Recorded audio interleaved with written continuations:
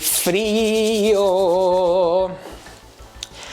Bienvenidos, ¿qué tal? ¿Cómo estáis? Hoy os traigo un vídeo para hablar un poco sobre algo que sobre todo a los principiantes, cuando nos hemos iniciado todos, nos preocupa y nos obsesiona bastante, y es el tema de qué máquina me compro, cuál es la mejor. Todo lo enfocamos un poco a que la máquina va a ser la que nos ayude a avanzar más en el tatuaje, a que nuestros tatuajes sean mejores. Y es para deciros que no creo que sea así. Así que vamos a por ello. Principalmente todo esto lo podemos resumir en una frase, en un refrán muy de aquí, que sería que no es la flecha sino el indio. Que viene a decir un poco que no es la flecha la que mata, sino el que la dispara. Y en esto quiero deciros, a aquellos que os obsesiona, como a mí me pasó en sus inicios, el tema de querer siempre renovar el equipo, comprar una máquina mejor, comprar una máquina más cara, una máquina que me ofrezca esto, lo otro, que no es tan importante. Las máquinas de tatuaje son herramientas como vuestro portaminas, como vuestro boli, como vuestro iPad, como vuestro ordenador, vuestra tableta y vuestras manos. Es decir, tienen su importancia porque según su rendimiento y su calidad nos darán mayor comodidad para llevar a cabo nuestra tarea.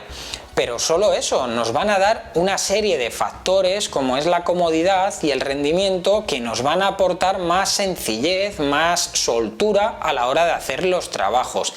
Pero la máquina no es la que tatúa. La máquina no es la que va a ofrecer una mayor calidad de tus tatuajes, la máquina no es la que te va a hacer subir de nivel en tus técnicas y la máquina por supuesto no es la que da el acabado final a los tatuajes. Sobre todo lo haces tú con esto y sobre todo con las manitas y con práctica y con estudio y con esfuerzo. Yo soy fiel defensor de comprar siempre marcas oficiales, ya que nos dan ciertas garantías, como que si se estropea la máquina nos la reparan, nos la cambian y sabes que sus componentes internos, el motor, el rodamiento, el grip, suelen ser de muy buena calidad. Eso no quiere decir que si te estás iniciando o ya llevas unos años y crees que necesitas cambiar de material, de trabajo, te tengas que ir a una máquina de 1000 euros. He conocido ya casos que están sucediendo con esto de la entrada de las máquinas wireless, que son unas máquinas que prácticamente han llegado y van a ser el futuro, que prácticamente nos quitan el tedioso tema de tener la fuente de alimentación con los cables encima de la mesa, el pedal, más cables, el click core, mucho más cables que hay que proteger, que hay que cubrir, que hay que limpiar. Todo eso nos lo van a quitar y al final pues son máquinas que dan mayor comodidad, sobre todo cuando no estamos en nuestro estudio. Cuando somos tatuadores que trabajamos en varios estudios, hacemos muchos guests, viajamos mucho a convenciones o fuera de nuestro estudio, pues todo eso se resume en comodidad, porque ahora te llevas una máquina con su batería, tanto que ya esté incluida o sea una batería externa que conectas, un cable para cargarlo y ya está, y te cabe en un neceser, te cabe en un bolsillo de la chaqueta, te cabe en cualquier lado.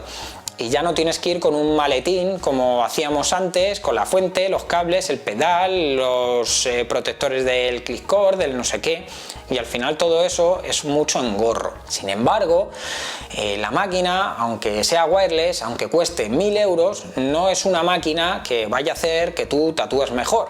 Si llevas un año, si llevas 3 años tatuando y tienes el nivel de una persona que lleva 3 años tatuando, pues lógicamente, porque ahora te compres una máquina de 1000 euros wireless, polivalente, de una marca de primerísima calidad súper conocida, no significa que ahora vayas a hacer un tatuaje y ese tatuaje te vaya a salir mejor. Ese tatuaje vaya a tener el acabado final y la técnica de una persona que lleva 10 años, por ejemplo. Son herramientas y no es la flecha la que mata, sino el indio. Y con esto os quiero decir lo mismo, en el sentido contrario. Si te compras una máquina súper barata, que también muchos me habéis consultado este tipo de cosas cuando sucede, tipo pues oye, me he comprado una máquina que me ha costado 60 euros en Amazon y me está dando problemas y no me salen bien las líneas y se para y se recalienta. pues ¿qué esperas? Yo no digo que te tengas que gastar 1000 euros, pero claro, si te gastas menos de 100 euros en una máquina, pues lógicamente vas a tener el rendimiento y los problemas que eso entraña. Yo cuando me inicié como muchos de vosotros, con una inversión bastante humilde y sobre todo porque como no sabía muy bien en qué debía de invertir, yo decidí invertir en la máquina, pero no invertí en mi fuente de alimentación. Y yo me compré una buena máquina, pero la fuente de alimentación era una fuente de estas que llamamos chinas, una marca blanca, una marca desconocida de estas que hace producción y que me costó 50 euros. Y como ya he contado en más de una anécdota, la máquina en mi primera sesión, a la media hora de estar trabajando, la fuente chisporroteó, salió humo y se encendió. Y adiós 50 euros, adiós fuente de alimentación y adiós sesión, porque claro, la tuve que posponer porque no podía seguir trabajando. Entonces, daros cuenta de la importancia de eso. En mi experiencia, yo he trabajado al inicio con máquinas más modestas en cuanto a presupuesto y luego he ido escalando según mis necesidades. Y yo, por ejemplo, trabajé con máquinas de bobina que eran muy pesadas, que eran muy grandes, que se te cansaba mucho la muñeca y el antebrazo en sesiones largas, que el ruido era muy molesto. Vamos, más de un artista seguro que ha perdido audición de tener la cara pegada al trrr de la bobina durante horas. Y cuando di el salto, decidí comprarme una máquina de bobina mejor. Y por ejemplo, yo tiré y me compré una de Coco Fernández. Coco es una persona que hace unas máquinas increíbles desde hace décadas y sus máquinas son un salto cualitativo, pero claro, también hay que pagarlo, es decir, es una máquina de bobinas que a lo mejor te cuesta 300 euros.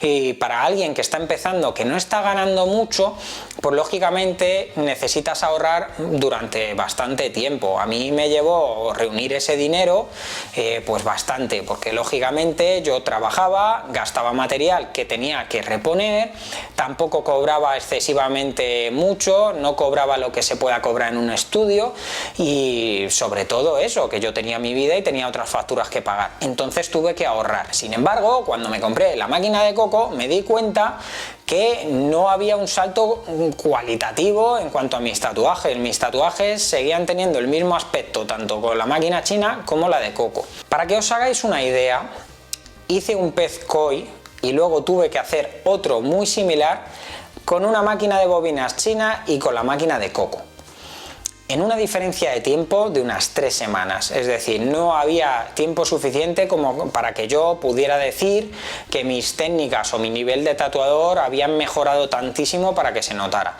y tampoco quiere decir que fuera la máquina la que hizo el trabajo. Pero la diferencia es que el primer pez koi japonés que hice, el trazar la línea fina y el powerline con la máquina de marca blanca, la máquina cutre, como se podría decir, me llevó 4 horas, porque no marcaba la primera, porque iba muy lenta, se trababa, daba problemas.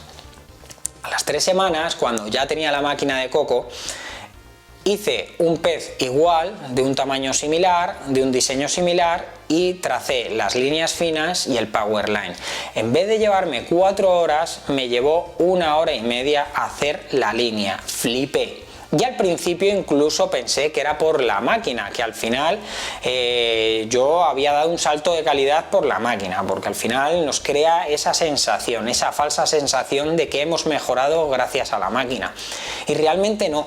Lo que hizo la máquina es que la máquina estaba súper bien calibrada, estaba perfecta, rendía extremadamente bien, entonces yo no tenía que parar, no tenía que ver el voltaje, la máquina no se trababa, no tenía que repasar una y otra vez las líneas, sino que yo trazaba de una y ya se marcaba la línea y yo seguía haciendo líneas y no me tenía que preocupar de volver sobre las líneas que había hecho para repasarlas y volverlas más negras. Entonces, como veis, es un ejemplo muy bueno el que os traigo, porque no es la máquina la que hacía el trabajo, pero la máquina me daba facilidades para yo realizar la actividad. La máquina rendía muy bien. Al rendir muy bien, yo podía trazar las líneas como yo quería sin tener que tener obstáculos a los que solucionar o problemas que yo al final no acababa de saber qué demonios le pasaba a la máquina. porque la otra máquina se recalentaba, petardeaba, el flujo de energía no lo recibía bien, entonces la máquina, la aguja iba bien y de repente iba lento y otra vez iba bien. La de Coco, sin embargo, era una máquina profesional, de alta calidad, entonces como tal se encendía, trabajaba como debía de trabajar y se paraba cuando yo se lo decía. No quiere decir que os tengáis que comprar un Ferrari, pero lógicamente si os compráis un coche que ni siquiera tiene marca, pues lógicamente lo más sencillo es que os dé más problemas a la hora de conducir. Entonces yo os recomiendo siempre que os gastéis un poco de dinero y os compréis un coche de gama media. No hace falta un Lamborghini, pero sí os vendría bien pues un coche medianamente de gama media que os lleve a todas partes, que funcione, que no se averíe y que no dé problemas en su funcionamiento, que funcione correctamente. Pero no os ofusquéis con el tema de que porque llevéis una máquina de alta gama vais a ser mejores. He tenido iniciados y principiantes que me han estado consultando que se querían iniciar, que habían estado un par de meses con una máquina china y ahora querían dar el salto a la Sol Nova de Cheyenne, que es la nueva pen wireless de Cheyenne que vale 1.200 euros. Y yo se lo decía, digo, a ver, eso es entrar por la puerta grande al mundo del tatuaje. Es como si tú te quieres sacar el carnet de conducir y las prácticas las vas a hacer en un Ferrari. Las prácticas te van a costar más, te va a costar más aprender porque el Ferrari te va a dar un rendimiento muy alto y tú no estás acostumbrado a manejar ese coche. En cuanto que aceleres un poco, se te va a lanzar el coche carretera arriba. Entonces no es a lo mejor lo más recomendable. Si empezáis con una máquina así, lógicamente cuando le pilléis el truco ya tenéis máquina para toda la vida y con un rendimiento asegurado y unas garantías. Pero tampoco es necesario, es que para aprender a conducir vuestra máquina podéis coger una de gama media que va a ser igual máquina para toda la vida, rendimiento correctísimo, material buenísimo y sin embargo no os vais a iniciar con una máquina que va a estar por encima de vuestro nivel. Porque ese es el problema, que si nos iniciamos con máquinas muy cutres, al final nos ralentizan el trabajo, pero si nos iniciamos con máquinas por encima de nuestras posibilidades, pues al final también es intentar domar un toro desbocado que no sabemos cómo controlarlo.